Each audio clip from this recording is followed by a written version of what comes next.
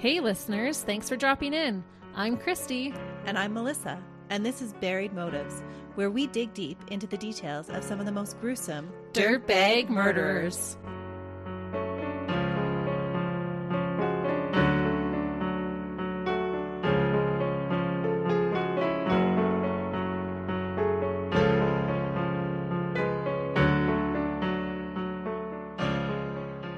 Hey listeners! Welcome back to Buried Motives. We're glad you're joining us for another week. Are you ready for a story? I am ready for a story. Story time with Christy and Melissa. Melissa got here 2 hours ago to record, and we have been chatting it up. It's always good times. That's why we're so happy when we tell these murder stories. Yeah. You know how I feel about couple killers. Yes, they're star-crossed lovers. Well, they've got something crossed, these two. It might be some wires. That's right. Something is definitely crossed in these two. But I'm excited to tell it. My last case was about a romantic relationship gone wrong. But in the spirit of it still being Valentine's month, I thought I would do a case about lonely hearts. Ooh. Because not every person has a Valentine. If you are one of those people, this case may make you feel a little better about being single because our victims in this case made the fatal mistake of searching for love in all the wrong places. Oh no. Who's been there and done that? Not me. Yeah, not you. Melissa married her high school sweetheart. Even grade school, actually. Yeah, that's why I was like, it's not high school sweetheart. Yeah. She married her grade school sweetheart. Today, we're going to talk about the infamous Lonely Hearts killers. A lonely heart killer is someone who preys on those seeking love through personal ads in the newspaper, either by placing an ad or responding to one. So in today's sense, this would be like finding your victims on a dating app. So on Tinder, they're looking for victims? Oh, absolutely, that happens. Oh. Haven't you heard any of those cases? No, remember I married my grade school sweetheart. That is true. Unfortunately, it is a way for people to find their victims. Raymond and Martha are a killer couple who did just this. They used the Lonely Hearts section of the newspaper to find vulnerable and unsuspecting victims to take advantage of and ultimately murder. So does this remind you of any other cases we've done? Yes, this has Major Belgunnis vibes. It absolutely does. I thought of her while I was writing this one too. Yeah, she's like the original. I guess she wasn't the original because it happened at that time too, but she used the newspaper to find her victims. That's right. But she was like 1800s, right? Oh, yeah. Yeah. So we're going a little bit more recent. More contemporary? Well, kind of. It's like 1940s, this one. So we're not quite into the Tinder app age. No. So this is the in-between Belle and dating apps. Okay. I will talk first a little bit about both of their backgrounds before they met and started their murderous love affair. And I thought, let's start with Martha, ladies first and all. Martha Jewel Seabrook was born on May 6, 1920 in Milton, Florida. She had one brother and 3 sisters. Martha did not have an easy childhood. Oh. Yeah. She reportedly had a glandular problem that made her gain weight. She also went through puberty quite early, causing her to be fully developed with an adult sex drive by the age of 10. Oh, wow. So I don't know if that's connected with the glandular issues that she was having, but she was going through both. Sometime during her childhood, Martha claimed that her brother had raped her. She told her mother what had happened, and in response, her mother gave her a vicious beating and told Martha that she was the one responsible for what her brother had done. What? Yeah. Why was she responsible when he had done it? I don't know. This is this would have been like probably 30s. Yeah. Or 20s, right? As always. And her 10-year-old has this fully developed woman's body. And so maybe she's blaming it on that. So was she diagnosed with this glandular issue? Yes, she was diagnosed with a glandular problem is all that it said. It didn't say what specifically. Martha's mother would continue to torment her as well as belittle her for being overweight. The kids at school would also bully her about her looks. And she gets a really bad rap for being homely in most accounts that I read. But I think she does have some attractive features for a dirtbag. You showed me a picture of her, and I didn't think that she was too, she's not ugly. Like, Not that anybody's really ugly. But we are going to talk about this a lot throughout the case because people really seem to fixate on her weight. And I think a lot of those remarks are solely aimed because of that. Oh, really? Yeah. Oh. Which is unfortunate. Let a girl be curvy. And I'm saying that because I'm a curvy girl. Yeah. Be whatever you are, actually. That's right. If you're skinny, you're skinny. If you're curvy, you're curvy. Yeah. Martha would later report that she had attempted suicide many times throughout her life, starting in her youth. After finishing grade school, Martha studied to become a nurse. However, she had trouble finding a job because no one would hire an overweight nurse. What? Yeah. I read she even graduated nursing school at the top of her class, but still had a hard time getting employed. Eventually, Martha found a job at a funeral home. She was an undertaker's assistant and would prepare the female bodies for burial. That doesn't make any sense to me. What does Right? her weight have to do with anything of her capabilities? It shouldn't. But this would be, like, if she was born 1920, this is probably getting close to 1940.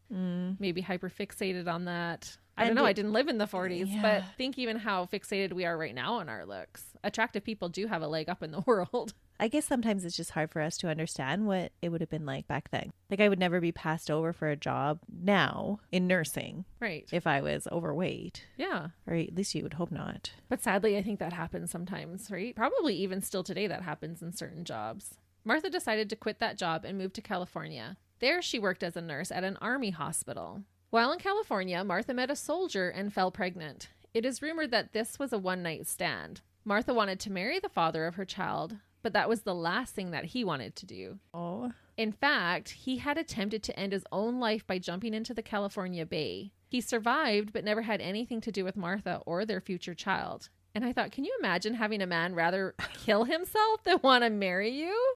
Maybe he had other issues going on. I can't don't imagine know. that was the sole reason. But I don't think that could be really good for the self-esteem. No. She can't get a nursing job because she's too overweight, and now this man gets her pregnant on a one-night stand and would rather jump off the off a California bridge. Bay. Yeah, that's not Then an to marry esteem her. booster. No, it's not. So alone and pregnant, Martha moved back to Florida.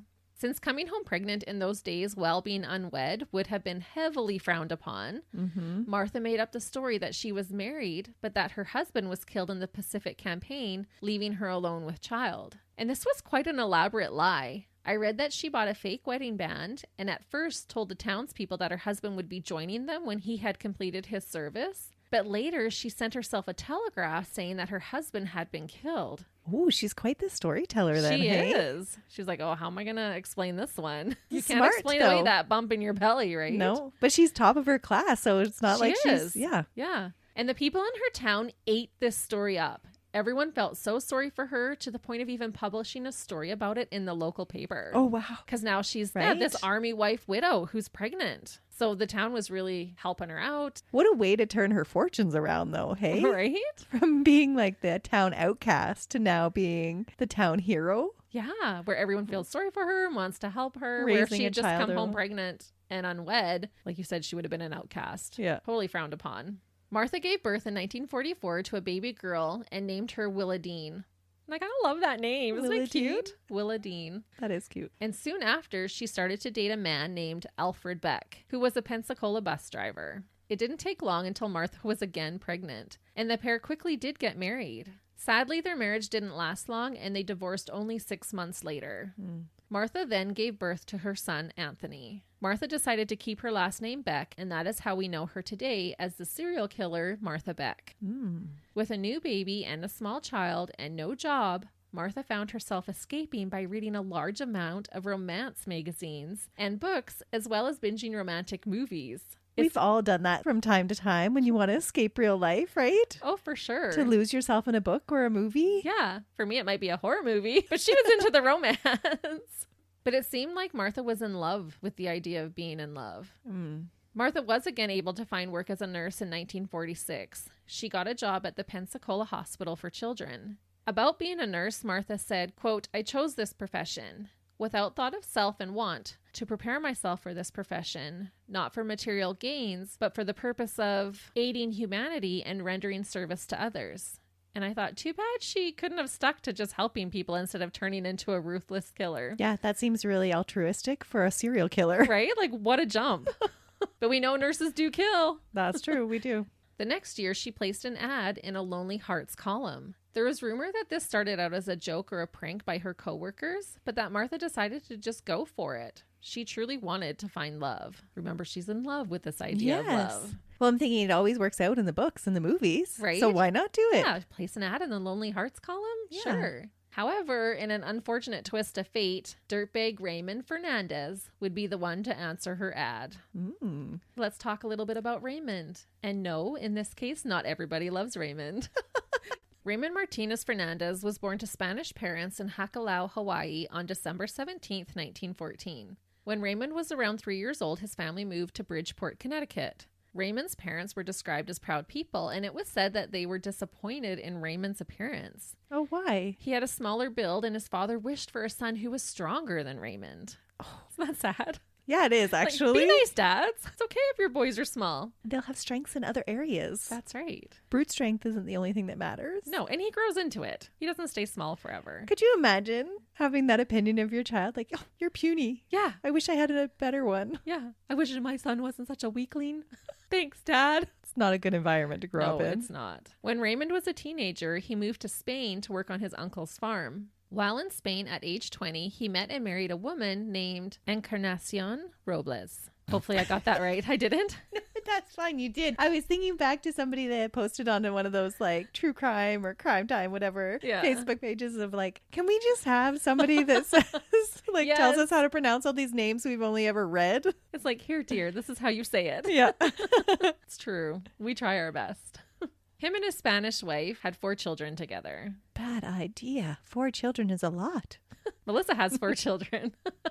No, it's a good idea. It is. She has really wonderful children. I love them all. They lived in a village named Orgiva, and it was said that Raymond had now grown into a well-built, handsome man who was gentle and well-liked. Oh. Raymond served in Spain's merchant marines, but then became a spy for the British intelligence during World War II. Oh, that's quite the occupation. Right? The Defense Security Office in Gibraltar said he, quote, was entirely loyal to the Allied cause and carried out his duties, which were sometimes difficult and dangerous, extremely well. Oh, wow. I guess it didn't matter if he was small when he was a child, Dad.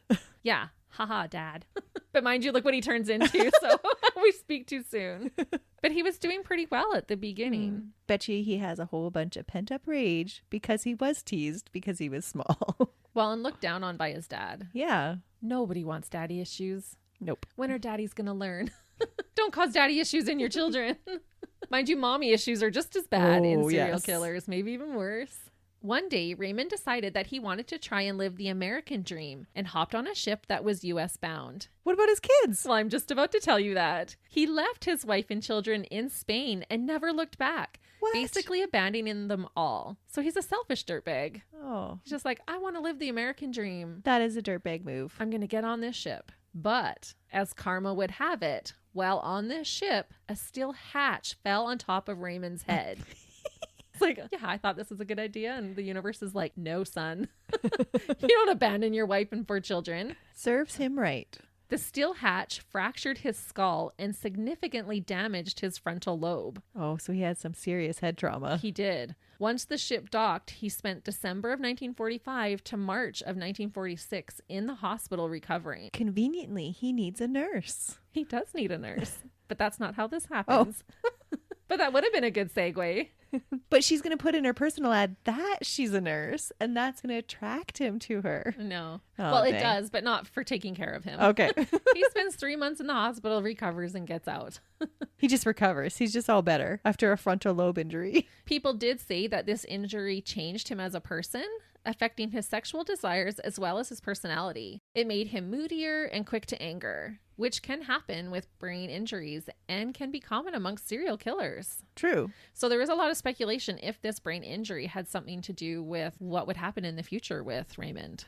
Oh, interesting. And so how did they know the difference of his sexual drives? Because now he's in America in a completely different atmosphere with people that don't know him. I think he reported that. Okay. But frontal lobe injury specifically can affect learning, reasoning, and logical brain functions, which seemed to be true for Raymond. Yeah. And that's why I'm like, but what about the sex drive? Yeah, it said it totally affected his sexual desires. So did it heighten them or lessen them? It heightened them. Well, I guess if you have your limbic system pushing sexual drives and now you have no frontal lobe to downplay that, then I could see it being heightened. Yeah. Interesting. After recovering from his injury, Raymond was arrested for theft and sent to prison for a year at the federal penitentiary in Tallahassee, Florida. Ooh, geographically, they're getting closer. They are.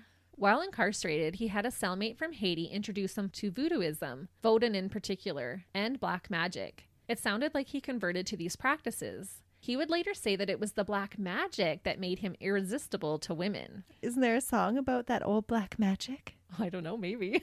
I'm sure there is. Old black magic has me in a spell. Old black magic that you weave so well. Those icy fingers up and down my spine. That old witchcraft when your eyes met mine. Ooh. So that black magic. And that's going to come back into our story. In 1946, Raymond moved in with his sister in Brooklyn, New York. He started to write to women he met through the Lonely Hearts Club. He would make them think he was romantically interested in them and then swindle them out of money, jewelry, and other valuables. So he was doing this on purpose. He was doing it on purpose. He wasn't just after a good time. No, he wanted to prey on the vulnerable. Oh. And this became the way that he would make his living. I had read that he was in construction before this and then was like, hey, this is way more fun and easier to do. So this was how he made his living. This is a dirtbag move. Totally dirtbag. The unsuspecting women who Raymond targeted were often too embarrassed to report that they had been gullible enough to be taken for a ride by Raymond, or that they were desperate enough to place an ad in the Lonely Hearts in the first place. Oh, I could totally see that. So unfortunately, he continued to get away with these antics. Raymond felt that giving these women a few weeks with his love was all the payment they needed. Are you kidding me? Nope. That's what he would say. Yeah, a few weeks with him, that his love was all the payment they needed. But remember, he's this Spanish lover with black magic, so who knows? I doubt the women felt that way, but that's the story he was sticking to. That's how maybe he justified it. Wouldn't it be funny, though, if that they were like, yep, it was worth it. Take my car, take my money, give me some love, honey. I doubt it. I don't think that was what was happening. No. In 1947, Raymond began writing to a woman named Jane Lucilla Thompson. Jane was separated from her husband and an easy target for Raymond. By October of that year, Jane agreed to meet Raymond. They decided to take a cruise together to Spain. While in Spain, Raymond had the nerve to introduce Jane to his wife. He was still married to her. What? The gall. Can you imagine being his wife? He shows back up in Spain with another woman. With another woman. How did he introduce them? Like, here's my wife? I don't know. And what is so bizarre about that is reportedly at first, the two women got along and were seen out with Raymond having dinners together. Oh, he did have some black magic then. He did. However, on November 7th of 1947, some type of altercation took place between Raymond's wife and mistress. Oh, I wonder what kind of altercation. Right? It's never a good idea. Jane and Raymond were reportedly arguing at the hotel later that evening. And then Raymond was seen running away from the hotel later that night. Jane's body was found the next morning in their room. Her cause of death was unknown. They later suspected poisoning and exhumed Jane's body, but by then Raymond had fled Spain and returned to the U.S. Oh, they didn't make the connection to him right away? Not right away. Okay. Mm-hmm. Once back in America, Raymond created false documents saying that Jane had left all her possession to Raymond Fernandez. This included her New York City apartment, where Jane's mother was also living. Oh. Raymond confiscated it along with all her possessions. We're assuming he murdered this woman, took all her stuff, kicked Mama out on the streets, and now he has this nice New York City apartment. And if he's affording like cruises and stuff like that, he must be making a pretty good living off these women. Oh, yeah. Like prior to Jane. For sure. He picks them out carefully. Raymond continued to pull off this ruse with other women until the fateful day in which he answered the Lonely Hearts ad placed by Martha Beck, and their two dirtbag lives collided. But isn't it so crazy? You know, like we hear the story about Martha, what's led her up to place this Lonely Hearts ad. And then Raymond, what he's been doing up until the point of answering that Lonely Hearts ad. Yeah, hers is almost innocently like, I want to find love. And his is total dirtbag, calculating and manipulative and all selfish. Yeah. This is where I prey on my victims to swindle them out of their fortunes. After I left my wife and 4 kids and a dead body in Spain. Yeah. So Martha does not know what's about to happen. I'll ask you at the end if you still think she's a dirtbag or not. Okay. All right. Martha and Raymond started to write letters back and forth to one another in December of 1947, the month after Jane was found dead. So he wasted no time. Raymond was the only one to respond to Martha's ad, and she was desperate for love. Raymond told Martha all the things that she wanted to hear. He was a businessman. He had left his home country to come to America to make a life for himself. And he had a New York apartment that was just too big for him, but he hoped to one day have a wife to share it with. What about her 2 kids? Her kids are with her. Knowing that Martha was a nurse, he wrote to her, quote, "I know you have a full heart with a great capacity for comfort and love." The truth was, he thought she would be loaded because she was a nurse. Melissa's laughing Because she's a nurse. Joke's on him. This is the 40s, and maybe not a lot of women even have professions and careers, right? That is true. And she's working as a nurse, so he's like just seeing dollar signs at this point. Martha was head over heels. She finally met someone who didn't care about her size and was interested in her. Unbeknownst to her, all Raymond was interested in was her supposed assets. That is all he ever was interested in. He didn't care if his victims were old or young, curvy or thin, tall or short. He just wanted to steal from them. They could have been green for all he cared. Their relation started with Raymond's usual tactics, writing letters back and forth, complimenting and being sexually suggestive, and making plans to meet. Raymond usually asked the women to send him a lock of their hair. Martha thought this was so romantic and gladly sent him a large lock of her hair doused in perfume. The real reason that Raymond asked for the lock of hair was to perform a voodoo ritual with it to make the women whose hair it was find him irresistible. Oh, that's his old black magic. Yeah. He'd ask them for pictures and that kind of stuff, but he needed the lock of hair to perform this one ritual to make him irresistible. Ooh la la. How about just be a good guy?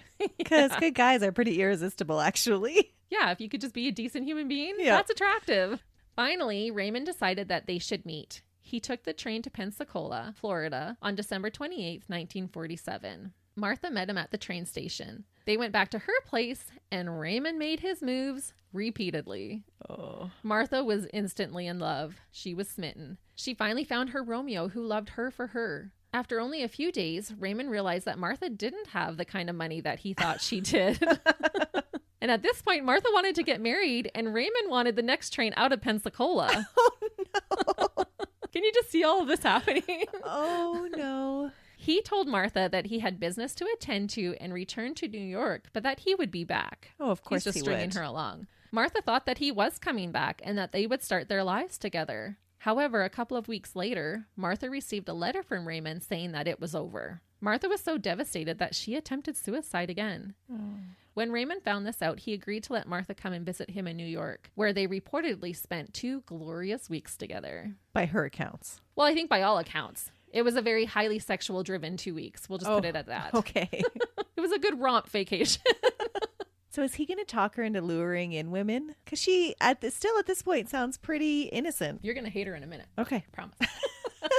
When Martha returned home, she was fired from her job. I don't know if it was from leaving for those 2 weeks, but she got home and got fired. Oh, no. So she packed up her things and went back to New York to be with Raymond. Oh, no. Even bigger oh, no. Right? She just showed up at his door at West 139th Street on January 18th, 1948, with all her stuff and her 2 kids in tow. Raymond at first wanted to just get rid of her. She would cramp his catfishing style. But the truth was, he had started to enjoy Martha and how well she took care of him. He told her she could stay, but that the kids had to go. So ladies, what do you do if a man tells you this? Well, back then they actually sent the kids away. Well, just 1 week later, Martha surrendered her daughter and her son to the New York Salvation Army, abandoning them to be with her new Latin lover. How old were they at the time? They were just little. They were like 4 and 2 years old. Oh, okay. Now that was a dirtbag move. Right? Dirtbag mom alert. Yep. I read reports that her daughter, Willa Dean, was eventually adopted and her name was changed to Carmen, but I never read anything about what happened to her son. Now that it was just the 2 of them, Raymond told Martha about his cons. And Martha decided that she was in, that she could help him pull off his schemes. Because she just loved him so much she had to keep him happy. Yeah.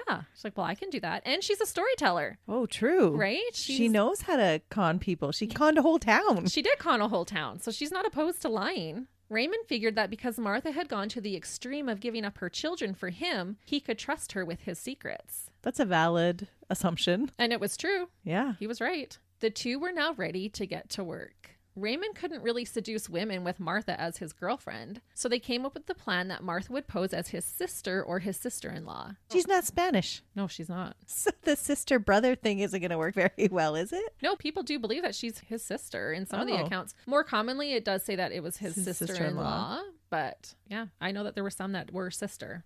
This would help to make the other women feel more comfortable being around Raymond. The idea being that with another woman being there, they would feel safer. And this false sense of security sadly seems to work for a lot of couple killers. A lot of the ones I've researched anyways, with having that woman there, especially young girls would feel less threatened. Yeah, that's true. And I wonder too if it threw them off even less too because of her appearance. Oh, I'm sure. Yeah, because he's this attractive Spanish man and she's reportedly a little less attractive, comparatively. So she's less attractive. So they're not picking her up as a threat on any level, right? Even if she is a sister-in-law, they don't think that she is a threat as another love interest because of how she looks. And she's a woman, so she creates this atmosphere of a less threatening environment. Absolutely. Interesting. So it was kind of a perfect ruse for them. The new couple picked out their victims through the Lonely Hearts ads. Martha had one rule, that Raymond could not consummate his relationship with any of the women. She'll get jealous. Yeah, she is a very jealous woman. Yeah. But who wouldn't be? Do you want your boyfriend consummating his relationship, even if they are a con?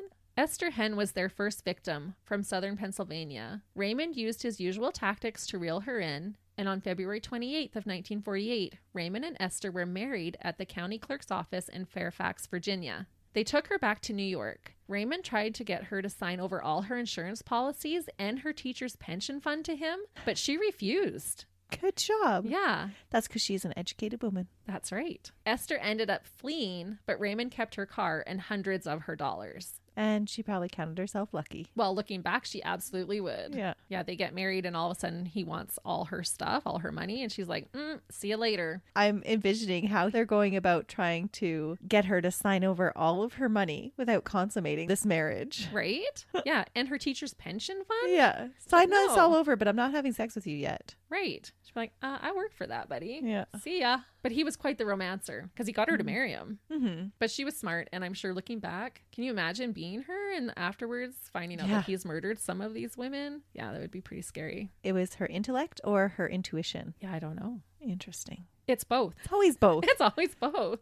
On August 14th, 1948, Raymond married a woman named Myrtle Young from Green Forest, Arkansas. They were married in Cook County, Illinois. Martha was worried about them having sex, so she slept in the bed with the newlyweds. And understandably, Myrtle was not happy about this. Yeah, no kidding. She's like, why is your sister here in our bed, or your sister-in-law?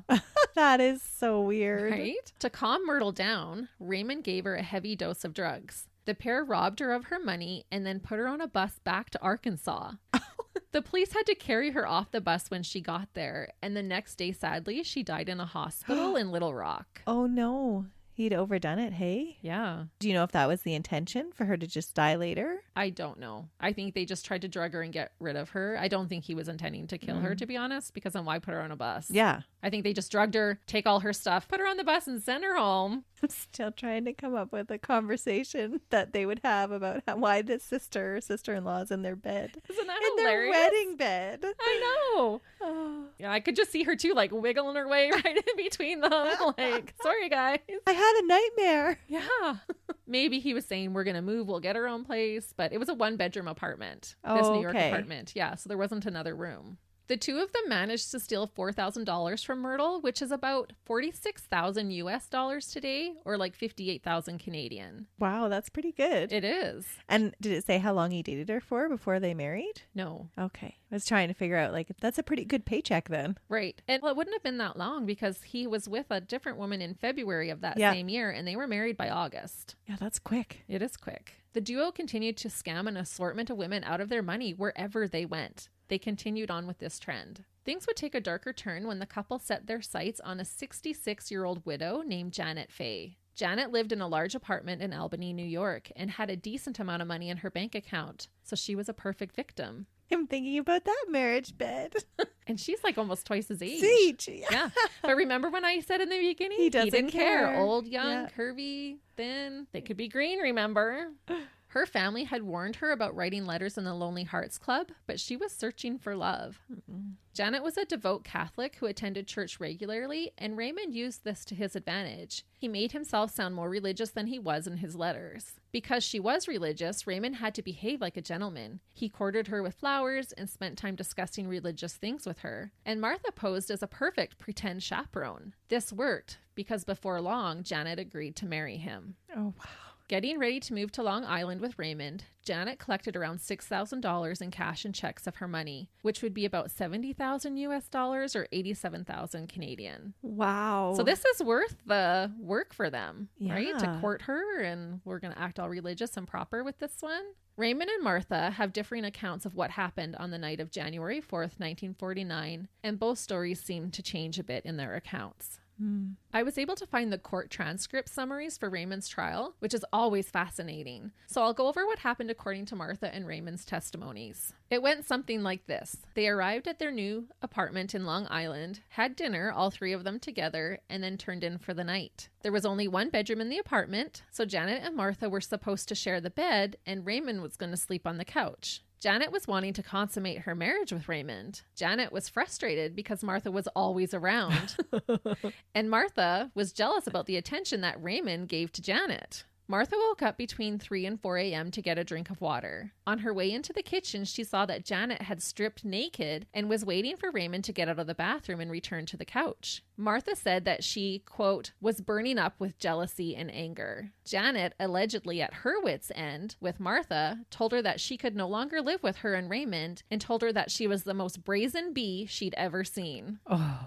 At first, Martha claims that after this, she blacked out and doesn't remember what happened. She said when she came to, Raymond was holding her by the shoulders and shaking her, and once alerted, she saw Janet laying at her feet, slumped over a suitcase with a bleeding head wound. Oh, so she just went crazy. This is what she says at first. Okay. Raymond said he heard them arguing and then came into the room to see Janet slumped over and blood everywhere. He said Martha was in a daze just standing there by Janet's body. In her fit of rage, Martha had grabbed a ball-peen hammer and struck Janet in the head twice. Police believe that Raymond finished her off by strangling Janet with a white scarf that was later found around the victim's neck. Raymond said he didn't strangle her, but only tied the scarf around her neck to try and catch all the blood spilling out of her head. According to a later confession of Martha's, it is believed that Martha struck Janet on the back of the head and that she didn't die at first. She lay there moaning, and so Raymond, wanting to keep her quiet, first drank some whiskey and then tried to strangle her with his bare hands. But when that didn't work, he wrapped the white scarf around her neck and tied a knot. Raymond slid the hammer handle through the knot and twisted,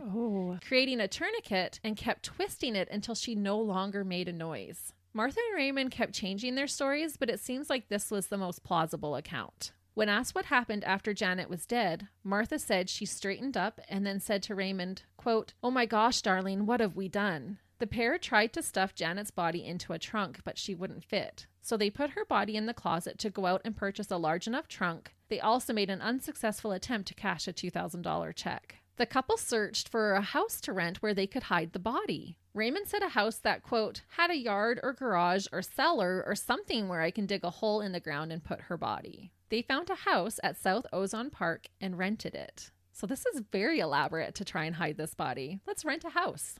So bizarre. It is. I'm sure there was lots of other ways to get rid of the body, but they decided let's rent a house. And they're making good money. Yeah, I guess. You know, they're probably rolling in it at this point, so why not? We'll rent a house, hide some bodies there. But isn't her family going to be missing her? Well, they will, and they do. Oh. 10 days after she was murdered, after moving the body around, they take her from place to place. They even put her in Raymond's sister's house for a while. That would smell so bad. I know. It took them 10 days to get this all figured out. There was not some forethought in that, because I don't think it was premeditated for Martha to kill her. That wasn't the original plan. And it sounds like they both were describing her as dazed, and she said she blacked out. Right. So that does sound like a crime of passion. I think it was. I don't know for sure if she blacked out, but because she's a good storyteller, who knows? Raymond broke through the cement floor at their new rental and dug a hole for Janet's body. He placed her body in the ground, covered it with dirt, and then filled the hole with fresh cement. When Janet's body was later exhumed, a medical examiner performed an autopsy on her body and concluded that the victim had 2 puncture wounds in her head. Both broke through the skull and entered the cranial cavity. The victim would have eventually died from these wounds, but her larynx was fractured from strangulation after the injuries to the head. The fractured larynx would have caused death within a few minutes, making her cause of death strangulation rather than the blunt force trauma. Oh, interesting. So their stories match what the evidence said. It does. So that's why I think that one is a little more plausible. Yeah. After Janet's body was buried, the pair cashed all the checks and typed out a letter to send to Janet's family telling them that she was happy with her new love and was moving to Florida. So they typed out a letter as Janet. As Janet to send to her family because they don't want them to come looking for her. And we've seen this in other cases too, where they try to write a letter to act like they're the person that they've just killed to get people off their trail. Well, that's what Belle did, right? Yeah, it's really Belle vibes, isn't it? Janet's family knew right away that she did not write this letter. She did not own a typewriter and didn't know how to type. They immediately contacted the police, and Raymond and Martha fled the area in hunt of their next victim. They found their next victim in Grand Rapids, Michigan. Raymond had already been writing letters to another widow, 41-year-old Delphine Downing. Delphine had a 2-year-old daughter named Raynell. Raymond told her his name was Charles Martin and that he loved children. After several weeks, they decided to meet. She didn't seem to mind that he would be bringing his sister Martha with him. Delphine took to Raymond and loved how he was with her daughter. Before long, Raymond was having sexual relations with Delphine. Oh, no. Guess how happy Martha was about this? Not very happy. No, this was her one rule. Apparently, one morning, Delphine walked in on Raymond in the bathroom without his toupee on. She didn't know he was balding. She got upset and felt like Raymond was being deceitful. And I thought, oh, honey, if you only knew. The toupee is just the tip of the iceberg. Pun intended. In an attempt to calm her down, Martha convinced Delphine to take some sleeping pills. Martha seemed calm at this moment, but inside, Martha was raging about the love of her life sleeping with another woman. After Delphine took the sleeping pills, her daughter started to get upset, possibly sensing that something wasn't right with her mom. Unable to calm the 2-year-old down, Martha snapped and began to choke the toddler until she became unconscious. Oh, no. She hadn't killed the child, but Raymond was furious because when Delphine would awake, she would see the bruises all over her daughter's neck and likely go to the police. They're starting to scramble a little bit with their stories. They are. Martha yelled at Raymond to do something, so he went and got Delphine's late husband's handgun. He wrapped it in a blanket to weaken the sound, placed the end of the gun against Delphine's head, and pulled the trigger. The bullet entered her brain, killing her instantly. Knowing what to do this time, Raymond went into Delphine's basement and dug a hole, threw her body inside it, and covered the grave with cement. Martha cleaned up the blood, and then the pair spent the following couple of days cashing checks and collecting Delphine's money. Baby Raynell was crying a lot and was refusing to eat. Well, she had just been strangled. She probably had a sore throat. Yeah, she probably did. This was wearing on Raymond, and so he told Martha to take care of the problem. Martha took the wee girl and drowned her in a metal tub filled with water. Oh, I don't know how you could do that as a mother. No, well, she'd abandoned her own children. I know, but I was just thinking, like, even just that interaction with that little girl, wouldn't that bring back thoughts of her own children? You would think. And stir up emotion? Yeah, so do you think she's a dirtbag now, Melissa? Yeah, she's getting to be more of a dirtbag for sure. More of a dirtbag. She's full on dirtbag. She's won the badge. Raymond dug another grave and Raynell was buried next to her mother in their once loving home. After the baby was taken care of, instead of fleeing the scene, our killer couple decided instead to go catch a movie. What? Popcorn and a gallon of pop fixes everything, right? It does for me, but I've never murdered anybody. Delphine had been close to her neighbors, so when they hadn't seen her or her child in a few days, they luckily became suspicious and called the police. Just as Raymond and Martha were packing their stuff and getting ready to go, on February 28, 1949, there was a knock on the door, and when Raymond opened the door, he was met with officers of Kent County, Michigan. Oh, wow. So they caught them just in the nick of time. Yeah. Once arrested, the police told the killer duo that they should confess in Michigan because Michigan didn't have the death penalty. But if they were to be tried in New York, where Janet's body was found, they would likely be put to death. This worked, and both Raymond and Martha confessed. However, the cops pulled a fast one and they were sent to New York to be tried. Which makes me laugh when this happens, because it does sometimes. The media went wild over this case. It was sex, lies, and murder after all. The couple quickly became known as the Lonely Hearts Killers. Raymond said, quote, "I'm no average killer. I have a way with women, a power over them." The power he claimed to get from his voodoo practices. His black magic. That's right. Raymond's confession lasted several hours, resulting in him admitting to having killed as many as 17 women. Oh. Yeah, and it is suspected that the number of his victims could be as high as 20. So he had killed them before, too. He wasn't just taking their money. Or it could have been with him and Martha, that there was more that they did together as well. Okay. Mm-hmm. Both of them signed a 73-page confession. They confessed together without legal counsel. That's unusual, isn't it? It is unusual. The media in New York fixated on Martha's size. I told you we were going to come back here. She seemed to get ridiculed for having an above average body weight almost as much or even more as she was ridiculed for her actions. Martha was deeply hurt and wrote letters from prison to the media informing them that the way they were treating her was basically cruel and unfair. She wrote, quote, "I'm still a human, feeling every blow inside, even though I have the ability to hide my feelings and laugh. But that doesn't say my heart isn't breaking from the insults and humiliation of being talked about as I am. Oh yes, I wear a cloak of laughter." Okay, so nobody should be made fun of for their size, and that is super sad. But honestly, she is feeling humiliated. Yeah, she's feeling picked on. She's been picked on about her weight. Can you imagine though, okay, you become a serial killer and they're fixating on how big you are, your dress size, instead of what you've done? I guess. Maybe that was her breaking point with it. Like, you guys, I can't even like murder people and get talked about for something different than my weight. Oh, that would be irritating. Right? Okay, I see it from that point now. Okay. And we don't feel sorry for Martha in any way, but this did shed some light on how as a woman, she was judged and objectified because of how she looked. I did read some of the terms that they used to describe her, and they were pretty terrible. Journalists should be reporting her actions and not guesstimating her weight and calling her fat-phobic names. Because what's the point of that? Do better, reporters. That is shocking that that's where they focused on. Wasn't their victims? Wasn't their... Yeah. It wasn't like what their crimes. Yeah. It wasn't that this woman drowned a 2-year-old or hit a woman over the head with a hammer. It was like, oh, look how big she is. And really, she's not that big. She's not that big. Yeah. No. And they were trying to guess like how much she weighs, and they were throwing out numbers. Oh, she probably weighs this much. And who cares? That is bizarre. Yeah.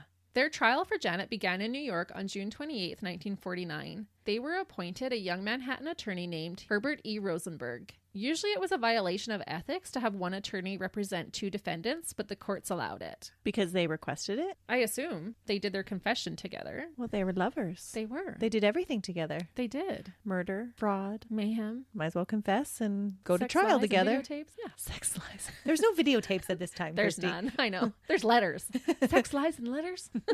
And voodoo magic. Yeah. Did that hit the media too? That would have totally... Oh, yeah, it does. Oh, okay. Yeah. This was just a sensation. The trial took place at Bronx Supreme Court, which was located near Yankee Stadium. It sounded like the trial was quite the spectacle. Raymond and Martha would change their statements, and at one point, when prosecutor Edwin Robinson was yelling at Raymond the list of names of the women that he murdered, Martha could no longer take it and jumped from her seat yelling out that, quote, "Mr. Fernandez is not deaf." Oh, she was defending him? She was totally defending him during the trial. She's still like love struck. Yeah, they both are. Well, do you think he's in love with her at this time? We'll get into that, but he does right at the very end. Still professes that he loves her. Oh, okay. So he's not just using her anymore. No, they are in love now. I guess these kinds of things bind you together. The jury had to listen to the gruesome details from the 73-page confession that the pair had made. Between the gory details and the sexual ones, New York Times said, quote, "Unauthorized persons were not permitted to loiter outside the courtroom. Many of the would-be spectators, predominantly women, did without lunch in order to not lose their places." Oh, wow. So it was drawing in crowds. And that's why they had to move to this court by Yankee Stadium, was because it was bigger and would hold more people. But there was people outside. I guess it was a huge heat wave at the time and people were passing out from the heat. But they all wanted to find out. They were all so curious. This was, unheard of then. They were true crime fans. They were. Yeah. Would we have been there in the stands and missing out on our lunch so that we didn't lose our spot? When Martha was questioned regarding abandoning her children, it was reported that she broke down. She was questioned for 3 days, and when she described her sex life with Raymond and how they committed certain acts connected to the practice of voodooism, the crowds tried to rush the courtroom. It took 24 officers to contain them. Oh, wow. She's a good storyteller. She really is. Maybe she should have become an author. Talk show host or That's something. Right. Those sleazy ones. We have detected that is a lie.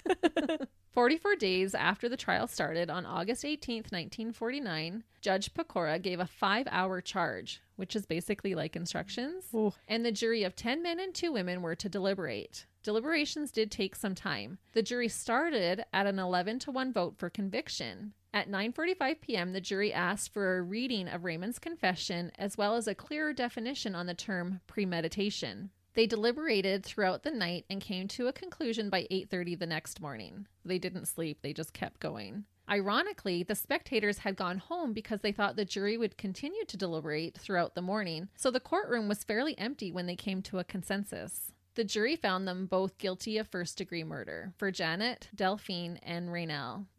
They were given the sentence of death a few days later on August 22nd. They were scheduled to die by the electric chair. Together, side by side? Together. What? Yep.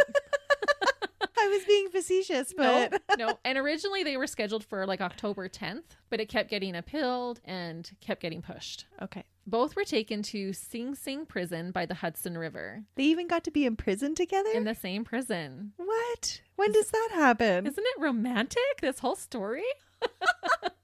Martha listed her brother and 3 sisters on her visitor list, as well as her 2 children, but I didn't read any reports of anyone visiting her. Doesn't mean they didn't, but I didn't read any. There were some reports, however, that Raymond exchanged some letters with his first wife in Spain while incarcerated. The press would continue to report on this famous killer couple right up until their execution. I won't go into a lot of details, but they would write letters back and forth, displaying a love, but sometimes a hate relationship with one another. They would get angry sometimes. In their final moments, however, they would profess their love for one another. Oh, well, that's just a real relationship then. It's true. It's not always sunshine and rainbows.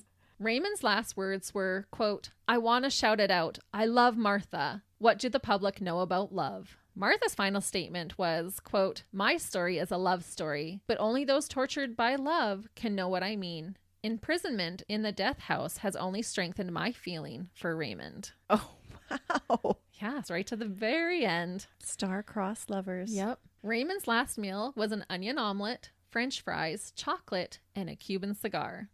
I always want to know their last meals for some reason. I don't know.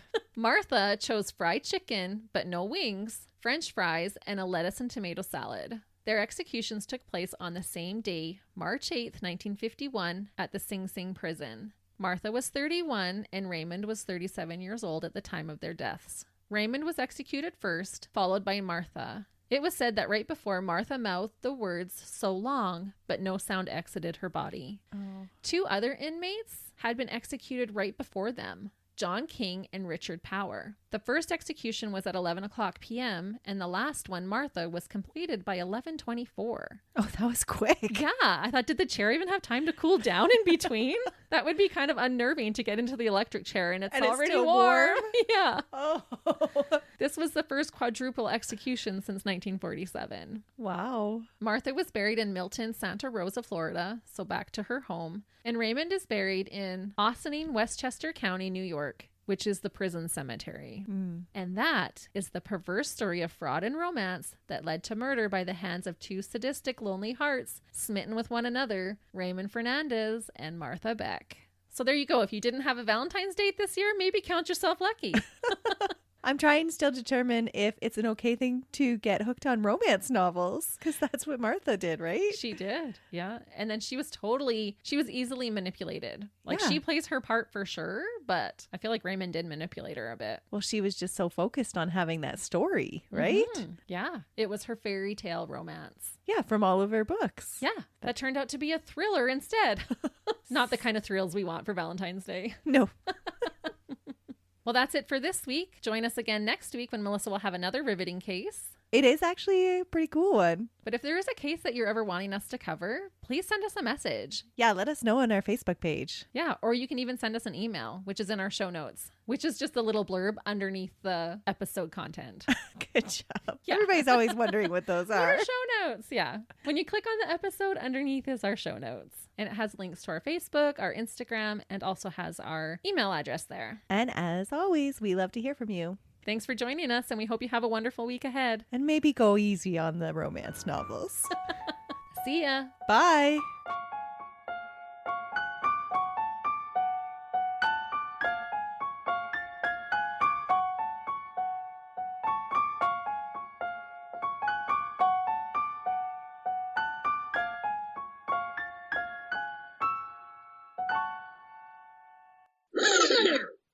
Which And can then- lead to murder. I am your captain. Buckle in. Get to the back of the bus. We're filling this train up. Planes, trains, and automobiles, people. Oh, I'm like talking stupid today. I'm sorry. You said brutal, and so I was like, oh, they must do really bad things then. Well, they do, because we're talking about a murder. I'm not talking about them going to the children's hospital and volunteering. So, like, on Tinder, they're looking for victims. So on Tinder, they're looking... You're weird. Or give me money. Or give me the story. Abandoning them.